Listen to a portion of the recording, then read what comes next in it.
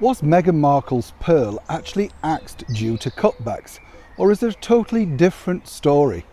Hi, good morning, Neil Sean here in the very heart of London. Thanks for joining me today. Nice to see you as ever. Welcome one and all brand new subscribers. We are in the very heart of Kensington today. Lovely green foliage. I like this time of year. Everything's coming alive, well, apart from me. And you know that feeling, don't you, when you wake up, girls and boys, and you think, oh gosh, I could just do with another hour in bed. Don't know about you, but I come alive more just as I'm about to go to bed than when I'm getting up. It takes me all day to come round, then it's time to go to bed again. Oh, I sound like an old fogey, don't I? No, but it's lovely to share these things with you because I love the feedback that you give me. And you tell me, oh yeah, you're not alone, Neil. Yeah, we're the same, that sort of stuff. Tell you what I tried recently as well, some of that oat milk. Have you tried that? I don't know what they call it in your part of the world, but it's apparently supposed to revitalise you, make you come alive first thing in the morning. Fell straight back asleep. Not very good for me, is it? Back as ever though to your breaking roll story of the day. The particular story really centres on what you now all know about, is the fact that Netflix have decided to axe, remove, cancel, dump, whichever you want to call it, Meghan Markle's solo project, Pearl. This was the animated series that was going to be produced, as we often giggled about here on the show, by David Furnish. I often figure sometimes with Mr. Furnish, and as ever we have to say allegedly, he could almost become the kiss of death to projects, if you get my drift. Of course, Mr. Furnish is possibly best known as the paramour, husband, partner of Sir Elton John, the multi-award winning singer-songwriter who's had hits for so many decades.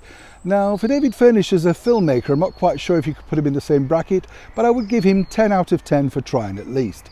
An odd combination as to why Meghan decided to pick this guy to make sure that he could executive produce her debut single for such a colossal amount of money that Netflix were operating and offering.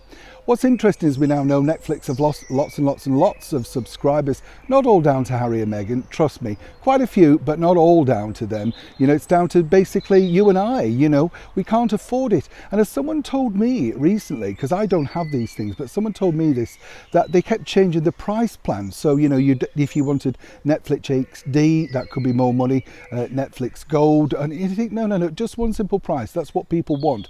Consequently, people have left in droves, and now Meghan's dream of becoming an executive producer of her own program is in tatters. But what's interesting is it's not necessarily all about the subscriptions and the people leaving the channel and the fact that the channel's plummeting with their share price. According to a very good source, and as ever, come on, 1, 2, 3, allegedly, what we can tell you is this. What's interesting is that there were sort of a, shall we say, rough storyboard presented. So there has been some work completed on Pearl. We're not quite sure who offered the voices, whether Meghan herself did them or Prince Harry, but costs were quite low. And this is what normally happens when you're making a program, you make a very small demo, 5 to 10 minutes at best. And then the production company who you're signed to say yay or nay. So obviously in this case, they decided nay. And what's interesting for Meghan is now she's left with costs. Now, will she have to give all of that money back to Netflix? Let me tell you how this works. They would have given her, as I said many times before here on the show, a substantial amount to start with, but it simply would not have been all given in one clump.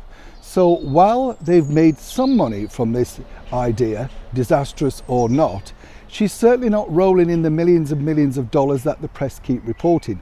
They wouldn't have paid all of that money up front. Now, what would have happened is, on the completion of the demo, they would have got another payment. So that's sometimes why people make the demos, to get the next installment. But where does Pearl go now? And really, is Meghan Markle as upset as should she be, or is she really that concerned? Well, as we dig further and further into this story, as ever, when I know more, you'll know more. Neil Sean in the very heart of London.